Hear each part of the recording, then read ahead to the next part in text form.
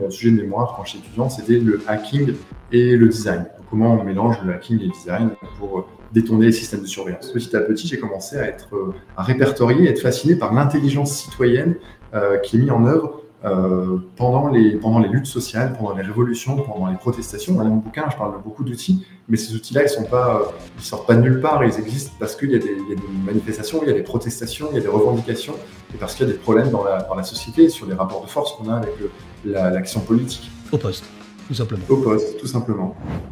Amis des logos bien faits, amis des détournements, des contournements, des retournements, amis du hacking, amis de la protestation, bonjour, bonjour, bonjour au poste. Aujourd'hui, nous recevons Geoffrey Dorn, pas n'importe qui, je vais vous dire qui il est. C'est l'auteur d'un livre qui s'appelle, alors à la française, Hacker protester, à l'anglaise, Hacker protesteur. Il est là, ça c'est la version immontrable à l'écran, la version collector de son livre, véritable bible qui va s'arracher comme des petits pains, si je puis m'exprimer ainsi. Tu es né en 1985.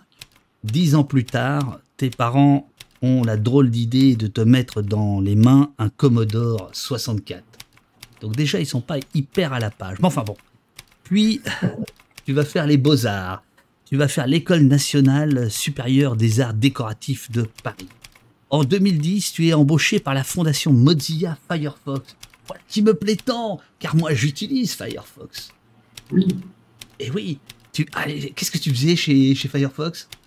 Alors Firefox, c'était assez rigolo parce que il cherchait un designer graphique pour faire des interfaces numériques pour promouvoir les nouvelles technologies HTML5, CSS3 à l'époque. Et donc, ils passent une annonce sur leur site internet. Et moi, je vois passer ça et je me dis, en fait, ils veulent embaucher quelqu'un. Et moi, j'ai toujours voulu être indépendant, freelance. Donc, je relais leur annonce en disant, voilà, Firefox cherche quelqu'un en CDI, CDD, machin. C'est pas pour moi parce que moi, je veux rester freelance et tout ça.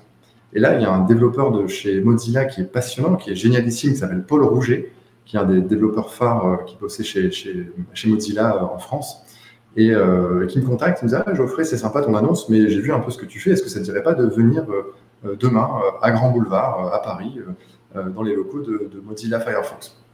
Ok, j'y vais. Et là, Paul me reçoit et me dit « Je suis désolé, Geoffrey, je ne peux pas te recevoir. » Donc, je suis un peu déçu. Je me dis « Mince, je pensais travailler avec lui et tout ça. » Et il me dit « C'est juste qu'on a reçu un canapé Ikea dans la salle de réunion. Il y a plein de cartons. Est-ce que ça te dit qu'on le monte ensemble ?» Donc, on monte ensemble le canapé Ikea. On ne se connaissait pas du tout avec Paul, etc. Le canapé se monte, on se prend pas trop la tête, ça va, on parle pas suédois, mais on se débrouille. On s'installe dessus, on ouvre les ordis. Et là, il me dit, c'est bon, on va pouvoir commencer à travailler ensemble. Et c'est comme ça qu'on a bossé des mois en France, puis aux États-Unis, sur des démos HTML5, CSS, etc. Et c'était une super expérience parce qu'ils sont géniaux là-bas. Ce côté start-up américain, c'est quand même extraordinaire. Enfin, bon, toujours est-il que par la suite, tu reviens à tes... tu continues ton travail de designer, tu vas travailler pour la Croix-Rouge, pour la recherche sur le sida, pour la CNIL, pour le CERN, là où a été inventé le World Wide Web, c'est pas rien, à Genève, où donc tu planques ton pognon.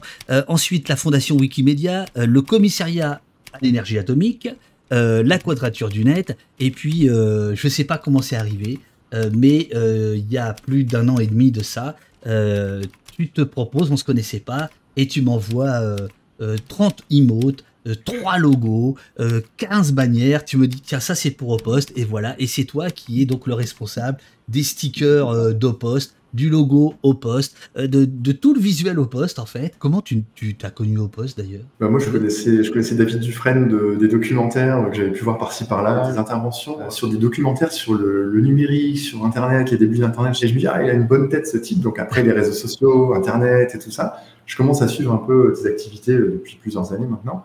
Et puis après je vois passer, évidemment, un pays qui se tient sage, et puis il y avait Opost, et puis tout ça. Et je me dis, mais en fait, j'aimerais bien contribuer. Donc, on peut contribuer au poste avec de l'argent, on peut contribuer en étant modérateur, on peut contribuer de plein de manières. Moi, je ne sais pas faire tout ça. Donc, je me suis dit, mais en fait, je sais faire du graphisme. Et en fait, je t'ai dit, vas-y, ça te dit que je te fasse des trucs de graphisme, des éléments visuels, un petit logo, un truc, etc. C'est ma façon pour moi de dire merci pour le boulot accompli. Et puis, de fil en aiguille, après, on a commencé un peu à bosser ensemble. Tu avais des demandes précises sur des trucs précis, etc., avec des exigences et tout. Ah là, je suis devenu moins sympa, là. C'est ça. Le mec, il est devenu moins sympa. C'est ça qui est bien, parce que moi, quand je propose des trucs, j'essaye de proposer avec mon imaginaire, ma façon de voir les choses. Et quand il y a ta façon de voir les choses qui arrivent, bah, ça complète, c'est génial, quoi. Moi, j'aime bien la contrainte dans le design.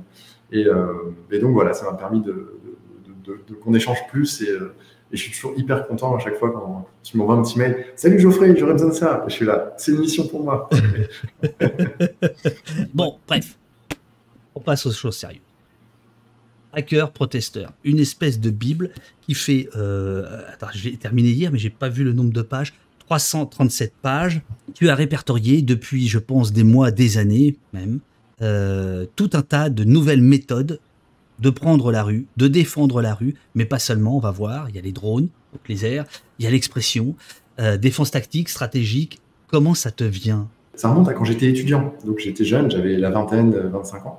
Et en fait, mon sujet de mémoire quand j'étais étudiant, c'était le hacking et le design. Donc, comment on mélange le hacking et le design pour détourner les systèmes de surveillance. Et puis, quelques années plus tard, j'ai sorti un premier livre qui s'appelait Hacking citoyen. Donc, comment les citoyens peuvent se réapproprier la ville et donc détourner les systèmes dans la ville, mettre des prises électriques pour se brancher, pour partager, mettre des rampes d'accès pour les personnes en situation de handicap, faire des abris pour les sans-abri, faire des systèmes pour refaire venir la nature en ville, etc.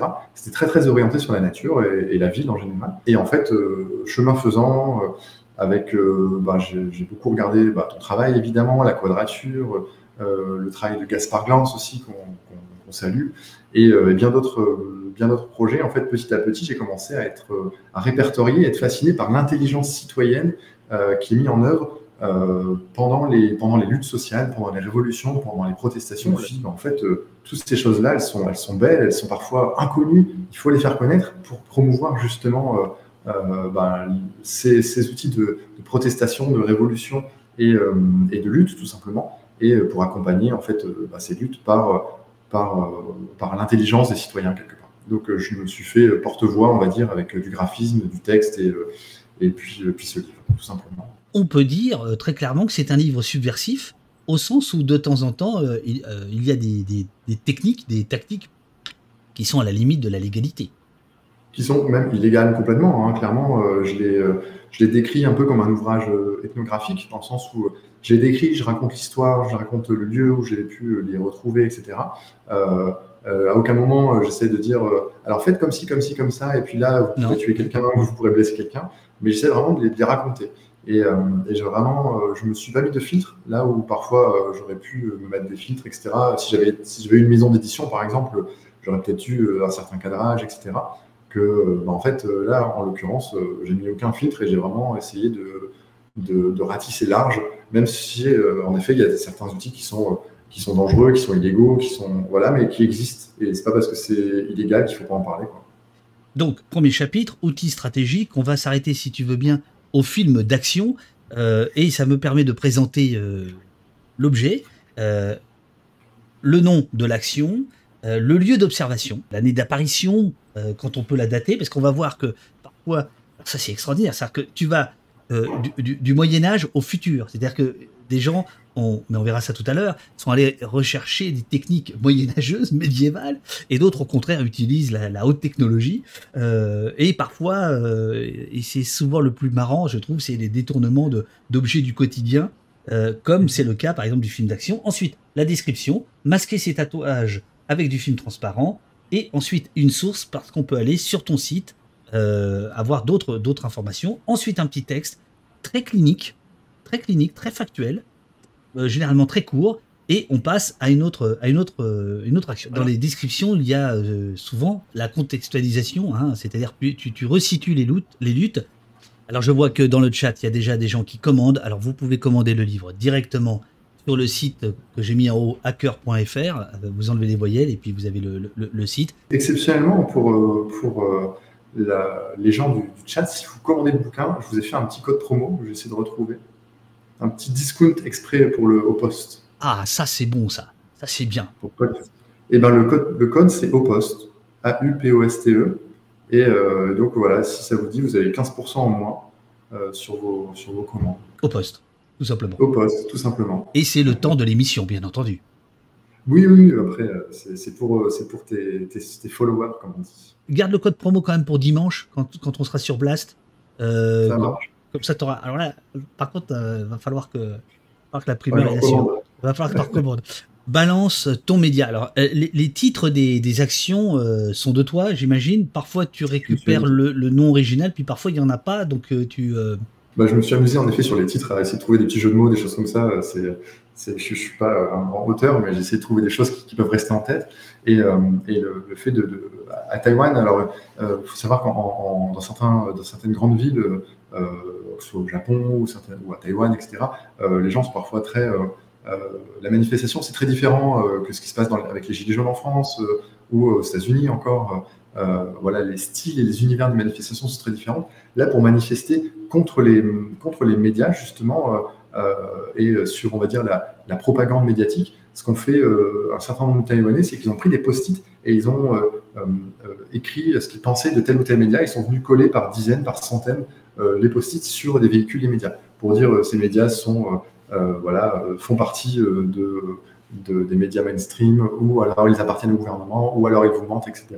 Et donc je trouvais ce geste-là assez pacifique quelque part, et en même temps très médiatique aussi, et permettait aussi aux gens de venir s'approcher des véhicules des médias pour lire ce qu'on leur disait sur eux. Donc le média devient média un petit peu quelque part, parce que tout le monde pouvait s'exprimer dessus. Oui, comme disait l'autre, le média et le message. Je passe parce qu'il y en a plein, il y en a plein, et puis c'est très beau. Pour aller justement au deuxième chapitre, tactique défensive. Et là, ça me permet d'évoquer donc les entretiens que tu as eus avec différentes personnes. Donc là, c'est Olivier Lorelli, un des fondateurs de Reflet, plus connu sous le nom de Bluetooth. Pourquoi tu as considéré qu'il te fallait interviewer Olivier Tesquet, Mathilde Larère, Paul Rocher et d'autres? Et c'est des gens que j'aime bien écouter et j'aime bien leur esprit, etc. Donc je me suis dit, c'est chouette, inviter des gens qu'on aime bien dans son bouquin, c'est plutôt agréable. Et puis en plus, c'est des gens justement qui ont des choses à dire sur ces sujets-là. En l'occurrence, là, Olivier Lorelli, Bluetooth, l'idée c'était vraiment de pouvoir avoir un regard sur le côté bidouille numérique, hacking, etc. Et donc, j'ai pu justement lui poser des questions qui permettent de contextualiser aussi chaque chapitre pour que chacun puisse avoir une entrée. Et puis aussi pour créer de la diversité. Entre les propos de Mathilde Larère qui sont historiques, enfin, elle est historienne forcément, qui ont un regard historique sur la Révolution, etc. Et puis que ce soit les tiens, justement, sur sur les barbouzes de l'État et sur, on va dire, le regard aussi sur l'histoire de la police que j'ai trouvé fascinant. Et puis, quand c'est Bluetooth qui parle de la censure d'Internet, je trouve ça assez... tout ça, ça résonne, c'est complémentaire, ça crée un contexte aussi. Et puis, ça vient aussi expliquer pourquoi ces outils existent. Dans mon bouquin, je parle de beaucoup d'outils, mais ces outils-là, ils sortent pas de nulle part. Ils existent parce qu'il y a des manifestations, il y a des protestations, il y a des revendications, et parce qu'il y a des problèmes dans la société sur les rapports de force qu'on a avec l'action politique. Et ça, pour moi, ça permettait d'offrir ce contexte-là qui ne venait pas juste de ma voix, parce que ma voix, elle est celle d'un designer, mais de la voix d'autres personnes qui ont un regard et une expertise aussi dans ces domaines-là. Et donc, dans l'interview de Laurent, il y a une réponse que je trouve très, très significative, parce que je trouve qu'elle traduit presque l'esprit du livre. Si tu permets, je vais le lire. « Le terme d'arme électronique me semble adéquat, te dit-il, car il s'agit bien là d'une force armée, même si elle est numérique. Avant tout, sachez que je suis contre la censure. Je suis même pour que ces personnes continuent de raconter leurs idioties en ligne, car en attendant, elles débattent et ne font pas la guerre. C'est le principe de la théorie de l'ambassade. Quand deux pays vont se déclarer la guerre, la première action qu'ils font est de fermer leur ambassade et rompre ainsi le dialogue. Internet est un territoire comme un autre, non pas un territoire à conquérir, comme le racontait Nicolas Sarkozy, mais un territoire sur lequel les gens doivent continuer à échanger, à débattre. » Voilà. Et je trouve que ça éclaire bien ton bouquin. Celui-là, peut-être j'ai été attiré d'abord par le visuel, le l'évier de défense. Lieu d'observation, Santiago, au Chili, donc, en 2019, l'utilisation d'un évier comme bouclier. En novembre 2019, les manifestants contre les gouvernements chiliens ont fait plus d'une vingtaine de morts. C'est pendant cette période qu'un citoyen a l'idée de transformer un évier de cuisine en bouclier de fortune. Son objectif étant de se protéger des coups des forces de l'ordre, mais aussi des balles en caoutchouc. Robuste, en métal, récupéré, l'évier de cuisine semblait tout trouver. Enfin, c'est ça que je trouve toujours intéressant et parfois paradoxal. Les faits sont graves. Il y a des gens qui se font tirer dessus, des gens qui sont mutilés, des gens qui sont gazés. C'est quelque chose de très grave. Et dans cette gravité, il y a des gens qui ont la lumineuse idée de dire tiens, il y a un truc par terre, j'ai un truc chez moi qui traîne, je le prends, ça correspond parfaitement à quelque chose qui peut venir me protéger, parce qu'en plus c'est un évier avec un bac égouttoir, donc ça descend jusqu'en bas, il y a un creux, ça peut permettre de mettre mon épaule, et en plus il y a le robinet, je peux le tenir, ça fait un outil parfait. Et ça, je pense que si on n'est pas dans la situation, jamais on peut l'imaginer, jamais on peut l'inventer. C'est vraiment de l'observation et de l'urgence que naissent ce genre de choses. Et je trouve ça drôle aussi, quelque part, de se dire je vais prendre un objet complètement farfelu pour en faire un super objet de défense, quoi. Et ce côté drôle, parfois, il vient me rassurer quant à la gravité aussi des actions qui sont menées contre les citoyens qui manifestent. C'est en ça que tu associes l'esprit du hacking à l'esprit de la protestation, finalement. Exactement, tu as tout compris, c'est exactement ça. Ben, j'ai tout lu, surtout, donc comme c'est bien fait, on comprend vite. Qu'est-ce que c'est que ce truc? Le bouclier d'invisibilité. Alors ça, si tu vois, si tu peux nous rendre invisibles, ça m'intéresserait beaucoup. J'avoue, j'ai pas compris. Je l'ai beaucoup documenté. En fait, il y a un principe qui s'appelle la lentille de Lubor. Alors, c'est un truc utilisé par des magiciens. C'est des lentilles en plastique qui sont rainurées, très fines. Toutes ces rainures, si tu les regardes d'un côté ou de l'autre, la lentille en plastique, elle va venir diffuser la lumière qu'il y a sur les côtés, mais pas de ce qui se passe derrière. Et il y a quelqu'un qui s'est dit, OK, sur ce principe de lentille de Lubor, je vais récupérer un bouclier. Alors, vous savez, les boucliers des policiers, souvent, sont en plexiglas, c'est très grand bouclier. On peut en fabriquer soi-même ou alors récupérer un de ces boucliers en plexiglas et commencer à faire ces petites rainures. Et en fait, ça va venir diffracter la lumière et masquer le porteur qui est derrière son bouclier. Et ça va venir faire apparaître les éléments qui sont un petit peu derrière à droite, un petit peu derrière à gauche et masquer un petit peu la personne. J'ai toujours pas compris, mais c'est génial. Bon, je te montrerai ça à la maison si tu passes à l'occasion. Ah, si oui. Tu livres pas non plus les outils, par contre, avec le bouquin. Hein, J'aimerais bien. C'est do it yourself, c'est à faire soi-même, c'est ça? C'est ça qui est rigolo. Est-ce que tu penses avoir des problèmes juridiques ou pas? Le livre, est-ce que tu as pris conseil auprès d'un avocat? Ma mère m'a posé la même question, figure-toi. Oui, c'est une question de papa ou de maman, ça c'est sûr. Tout à fait, c'est une question bienveillante. On touche du bois, j'espère que non, et puis sinon, on verra ce qui se passe. Après, faire interdire un livre qui est plutôt un panorama, un tour du monde sur ces sujets-là, pourquoi pas, ça peut se faire. Si ça se fait, ça risque de pas être très sympa pour personne. Mais, Là, très, très, très bon jeu de mots, là, je reconnais. La nuit debout. Quelqu'un qui récupérait une cartouche de gaz lacrymogène et qui la mettait dans un thermos et qu'il secouait et après il vidait son thermos. Personne ne comprenait comment cette personne avait fait pour éteindre en si peu de temps du gaz lacrymogène. En fait, c'est un mélange de l'eau avec de la boue et en fait, ça vient étouffer et noyer la cartouche en quelques secondes. Vraiment, c'est assez fulgurant. Le gaz lacrymo s'éteint, quoi. Balle de match. Moi, j'avoue que la première fois que j'avais vu ça, c'était pas en 2017. C'était en 2018. Non, en 2018, justement. C'était aux abords de l'Arc de Triomphe autour des Gilets jaunes. Et là, toi, tu dates de 2017 à Nantes.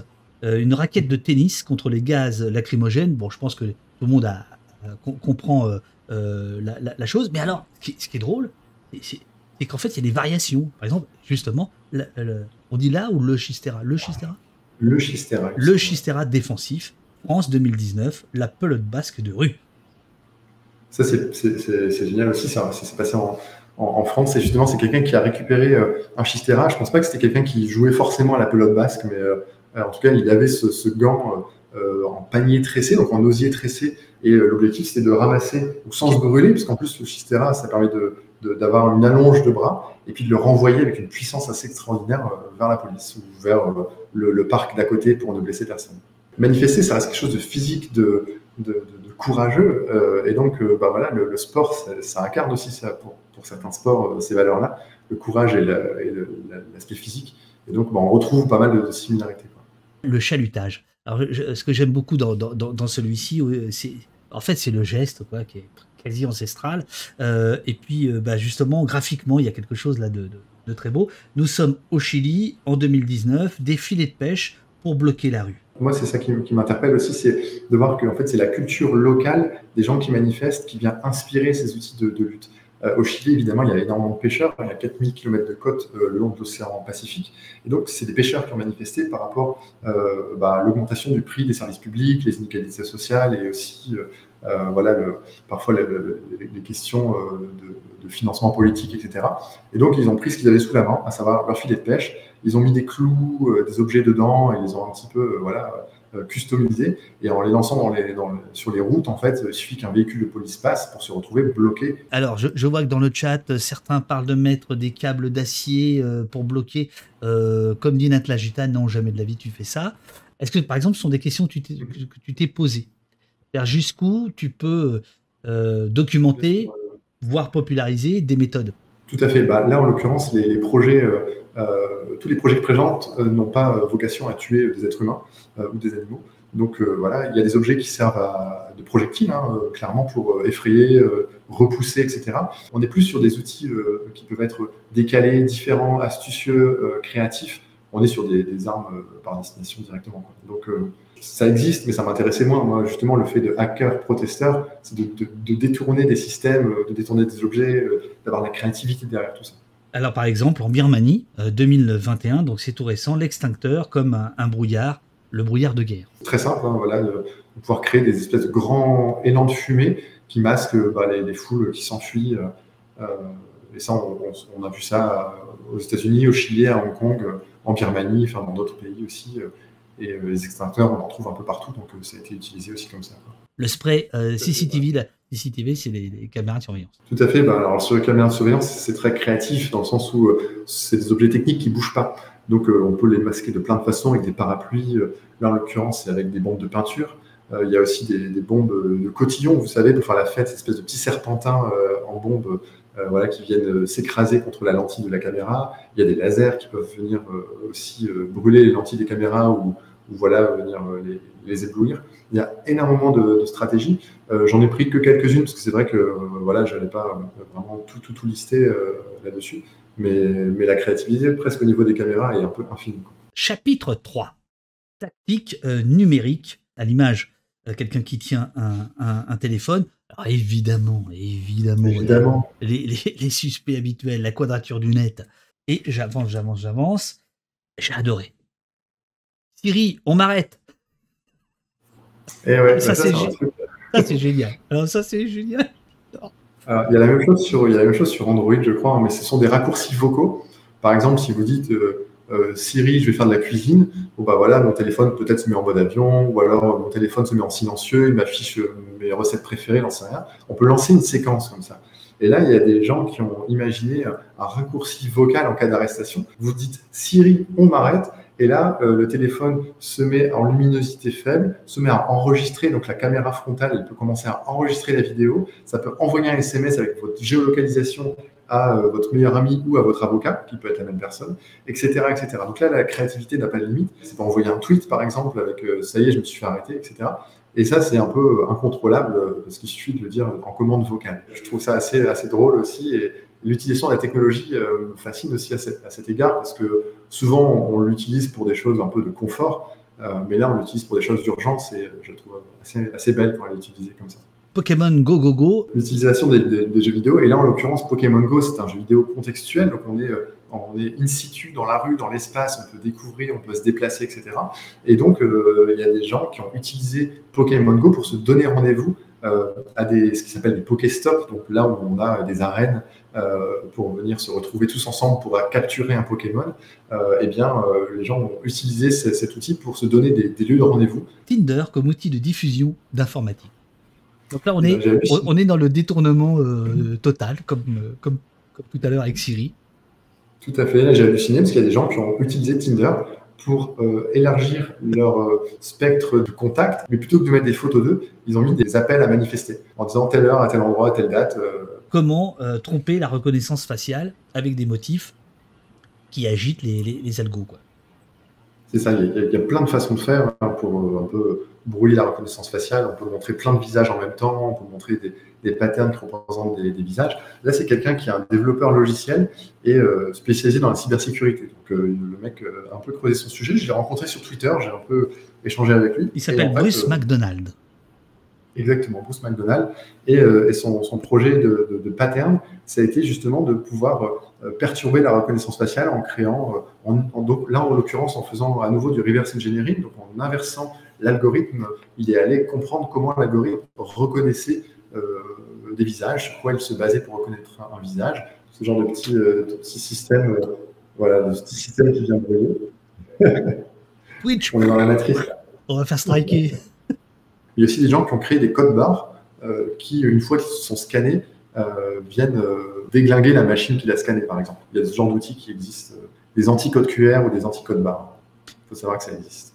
Chapitre 4, tactique offensive, avec justement l'entretien de Paul Rocher, que tôt ou tard, il faudra qu'on convoque au poste, qui est effectivement l'auteur du livre À la fabrique, gazer, mutiler, soumettre. Là, j'avoue, bon, voilà, il s'agit d'enflammer des flèches. Ce sont des étudiants qui, en fait, vont utiliser, ils sont encerclés, ils vont utiliser des archers qui sont là, parce qu'il y a un club, en fait, c'est ça, il y a un club de tir. C'est ça, et ça, pour moi, c'est un projet qui m'a choqué. C'était vers les fins des manifestations de Hong Kong où les manifestants, notamment beaucoup d'étudiants, se sont retranchés dans leur université. L'université a été mise, on va dire, sous un blocus de la police. Et donc, les étudiants ont fouillé dans l'université ce qu'ils pouvaient trouver. Et il y a un club d'archers. Et donc, ils ont sorti les arcs à poulies, les arcs professionnels de Jeux Olympiques, etc. Et donc, ils ont pris du tissu qu'ils ont enflammé pour aller enflammer des barricades. Ça m'a choqué dans le sens où il fallait en parler, parce que d'en arriver à un stade où des jeunes de 19-20 ans se retrouvent confrontés à devoir faire ce genre de gestes, je trouve ça assez marquant, assez choquant. Et ensuite, d'imaginer ce genre de scène, c'est que dans les films qu'on voit ça ne peut pas exister. Et bien pourtant, si, ils l'ont fait, et en 2019. Donc c'est des choses qui d'un imaginaire cinématographique où on vient avec une flèche enflammer quelque chose, ou médiéval, et de voir que ça peut encore exister aujourd'hui, ça m'a marqué. Et je me devais d'en parler pour dire, voilà, il y a des fois, on se retrouve acculé à tel point qu'il y en a qui se mettent à faire ça, quoi. Et donc, ouais, je me disais que c'était intéressant. Ça, c'est dingue.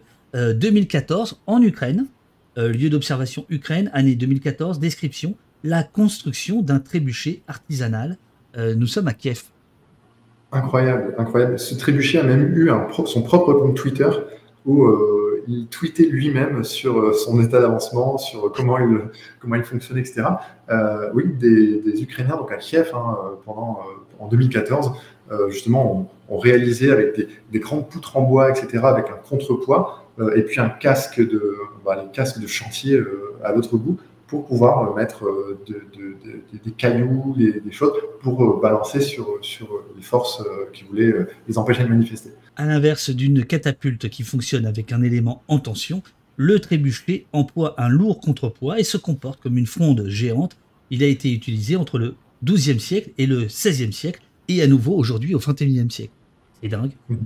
Parce que c'est ça qui est très beau dans ton livre, c'est que hacker protestateur, on se dit on va être que dans la modernité la plus folle, on l'est parfois, et puis la page d'après, on est 5 siècles en arrière. Chapitre 5, les tactiques anti-drones. On va voir que tu salues notamment la Quadrature du Net, on va y venir.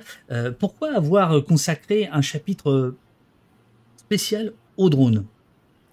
Au départ, c'était pas prévu, mais devant on va dire la proportion de projets qui sont là pour se protéger des drones, je me suis dit qu'il fallait en faire un chapitre, parce que ça devient un vrai sujet autant dans l'observation, comme on peut le voir en France ou dans d'autres pays, oui, que dans, on va dire maintenant, les drones qui sont utilisés presque avec des armes, sur des théâtres de guerre, on le voit, mais aussi sur des théâtres civils, voilà. Et ça devient aussi des outils qui sont citoyens. Les citoyens peuvent acheter des drones et les utiliser un peu parfois n'importe comment. Donc, c'est des outils qui commencent à se diffuser de plus en plus. Et pour moi, c'est ça que je trouve intéressant, un peu comme pour les balles marquantes tout à l'heure. C'est des objets qu'on voit émerger tout doucement. Et je me dis, ça se trouve, dans 10 ans, il y aura des drones partout. Tout le temps au-dessus du ciel. Dès qu'il y a une manif, il y en aura peut-être une cinquantaine, j'en sais rien, avec des messages, etc. On en a vu aussi pendant le confinement, où il y avait des drones avec des messages vocaux qui invitaient les gens sur la plage à rentrer chez eux et à ne pas se promener, etc. Donc ça devient des outils aussi de répression auditif et pas que visuel. Donc j'ai l'impression qu'il se propage, donc je me suis dit, je vais en faire un chapitre quand même, parce que c'est un objet qui devient de plus en plus important, quoi. Alors c'est drôle parce qu'on a l'impression que dans les chasseurs de drones, il y a quand même ceux qui respectent les drones, ils veulent pas les blesser, puis ceux qui n'ont rien à faire, putain, ils font tomber. Hein. C'est Il y a toujours ceux qui veulent que le drone revienne à la base en étant un petit peu dérouté, un petit peu perdu, il revient à son propriétaire. Puis ceux qui veulent complètement les exploser au sol. Voilà, il y a différentes façons de faire. Et alors, par exemple, il y a les drones contre les drones. Ça, c'est en France. 2020, des drones contre-attaque, des pilotes iraient à l'image des pilotes des Spitfire de la Seconde Guerre mondiale, au contact direct avec les drones des forces de l'ordre. Les drones seraient modifiés pour pouvoir impacter physiquement avec des extensions, parce qu'en fait, normalement, un drone, il est éduqué, il est dressé pour éviter les obstacles. Exactement. Et donc là, c'est l'idée, c'est non, au contraire, tu fonces, bloquer les ailes avec des fils de pêche, piéger en libérant un filet, par exemple, les autres drones. Alors là, il y a un truc bizarre, c'est que là, tu t'es eu toi-même. Est-ce que c'est la seule fois... Le projet n'a pas encore été réalisé. Ouais. Voilà. Et ça a circulé. En fait, c'est un projet que j'ai trouvé sur les forums de la Quadrature du Net, pour ne pas les citer, avec le forum Technopolis. Et il y a des gens qui sont en train d'échanger pour essayer de se rencontrer, pour essayer de fabriquer ce genre de drone. Je me suis dit, il est trop cyberpunk pour ne pas exister. Et donc, j'ai précisé, et c'est pour ça que je l'ai précisé par souci aussi d'honnêteté, de dire qu'il n'a pas encore été réalisé quand j'écrivais le livre. Alors, peut-être qu'aujourd'hui, il y a des débuts. Mais il est à être en préparation. Moi, ça m'a fait penser, ça m'a rappelé mon adolescence quand je regardais le câble à la télé et il y avait des espèces de drones qui roulaient par terre, des espèces de machines pilotées par des étudiants en école d'ingénieur. Et l'objectif, c'était de détruire l'espèce de machine d'en face avec des scies circulaires, avec des lance-flammes, des trucs comme ça. Et il y avait des compétitions de ça. Et je me suis dit, ça se trouve, un jour, ça existera, mais dans les airs et pas au sol, quoi. Il y a en ce moment même une plainte disponible sur technopolis.fr qui est fomentée, on peut le dire, par la Quadrature du Net, afin de donner justement mandat à la Quadrature du Net d'attaquer l'État sur notamment la gestion de la Technopolis, la reconnaissance faciale, les drones, etc. Et les illustrations qui sont saluées dans le chat, ce sont des créations originales, c'est des détournements de photos, de documents, de vidéos, c'est quoi ? C'est des dessins en fait. Hein. Moi, j'ai tout dessiné moi-même et après, j'ai travaillé vraiment avec une volonté de faire tous les éléments en pixels, en noir et blanc pour le côté un peu radical, un peu symbolique aussi, parce que voilà, je voulais pas rentrer trop dans certains détails. Et puis voilà, le livre, pour parler de sa forme, il est en papier recyclé, en noir et blanc, le plus léger possible. Il n'y a pas de papier glacé, de trucs voilà, qui polluent trop ou qui sont trop consommateurs de ressources. J'essaie de faire un truc léger, robuste et accessible aussi, parce que les prix du papier ont tellement augmenté que je voulais quand même le faire sur du papier recyclé. Mais voilà, ça a été pas mal de choix aussi d'un point de vue du graphisme et de choix de conception qui étaient écologiques, accessibles et voilà, et que ce soit esthétique également. On en arrive, je crois que c'est le dernier chapitre, tactique d'expression, où là, on n'est plus sur des armes d'attaque ou de défense, mais plutôt sur comment communiquer. Alors, tu introduis ce chapitre par un entretien avec Mathilde Larère. Elle est favorablement connue de nos services, historienne de son état. Les tactiques d'expression, il y en a beaucoup, mais qui sont souvent classiques, des pancartes, écrire sur des pancartes, tenir ça en manif. Je trouvais ça moins intéressant en termes de détournement, en termes de hacking justement. Donc il y avait moins de projets. J'essaie de sélectionner, on va dire, les projets les plus pertinents et les plus surprenants aussi. Dans ce chapitre-là, il y a ce truc très ingénieux, Biélorussie. 2020, donc voilà, comme je disais tout à l'heure, c'est vraiment un tour du monde des luttes, des drapeaux sous la glace. Alors évidemment, là, il faut des éléments particuliers, il faut un certain froid. Qu'est-ce qui s'est passé en 2020 en Biélorussie ? Donc là, il y a eu des protestations en 2020 contre le gouvernement en Biélorussie. Notamment, il y a des manifestants, ils ont essayé de faire revivre l'ancien drapeau, de Biélorussie pour essayer de promouvoir cette protestation. Et ce qu'ils ont fait de façon assez ingénieuse, parce que à chaque fois que les manifestations, elles sont en lien avec un contexte, un pays, un lieu, des contraintes, ça donne lieu à de la créativité. Donc ce qu'ils ont fait, c'est qu'ils ont pris du colorant, de la peinture, et ils ont peint sur la glace du blanc, du rouge, du blanc, et puis ils ont recouvert ça avec de l'eau, et le soir même, la fine couche de glace est venue rendant ce drapeau qui était interdit complètement bloqué dans la glace. Et ce qui est amusant, c'est que le lendemain, on a vu donc des photos des autorités avec des pelles et des pioches en train d'essayer de casser le drapeau sur la glace pour essayer de l'enlever, quoi. Et ça, je trouve ça assez fabuleux parce que presque le contre-coup est aussi drôle que l'impact de départ. Qui est la plus rebelle? À nouveau en Ukraine, en 2014, des miroirs contre les forces de l'ordre. Ça, souvent, on l'a vu dans des manifestations, hein, des citoyens qui interpellent la police en disant mais vous êtes comme nous, vous êtes des citoyens, nous on défend vos enfants, etc.